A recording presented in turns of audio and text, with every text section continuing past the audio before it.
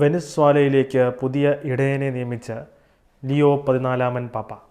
2024 June മുതൽ ബിഷപ്പില്ലാതിരുന്ന രൂപതയായ San കാർലോസിൻ്റെ പുതിയ ബിഷപ്പായി father Alexander Rivera വിയൽമയെയാണ് പാപ്പ നിയമിച്ചത്.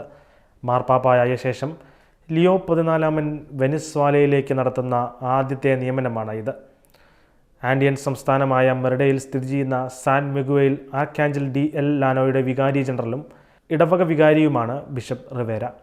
1974 മാർച്ച് 6 ജനിച്ച നിയുക്ത ബിഷപ്പിൻ്റെ ജന്മദേശം വെനിസ്വാല തന്നെയാണ്. മെറിഡ അതിരൂപതയിലെ എക്ലയാസിസ്റ്റിക്കൽ ട്രൈബ്യൂണലിൻ്റെ ജഡ്ജിയും presbyteral council, college of consultors, council of economic affairs, metropolitan chapter എന്നിവയിലെ അംഗവുമായി അദ്ദേഹം പ്രവർത്തിച്ചിരുന്നു. അതോടൊപ്പം അതിരൂപതയിലെ വിവിധ ഇടവകളിൽ അദ്ദേഹം സേവനം ചെയ്തിട്ടുണ്ട്. മെറിഡയിലെ അതിരൂപത മേജർ സെമിനാരിയിൽ റെക്ടറും പ്രൊഫസറുമായും നിയുക്ത ബിഷപ്പ് അലക്സാണ്ടർ സേവനം ചെയ്തിട്ടുണ്ട്. 1998 സെപ്റ്റംബർ 19 അദ്ദേഹം പുരോഹിതനായി അഭിഷിക്തനായത്. വൈദികനായ ശേഷം മെറിഡ അതിരൂപതയിലെ നിശ്ചിത കാലയളവിലെ അജപാലന ശുശ്രൂഷകൾക്ക് ശേഷം അദ്ദേഹത്തെ പഠനത്തിൻ്റെ ഭാഗമായി റോമിലേക്ക് അയച്ചു.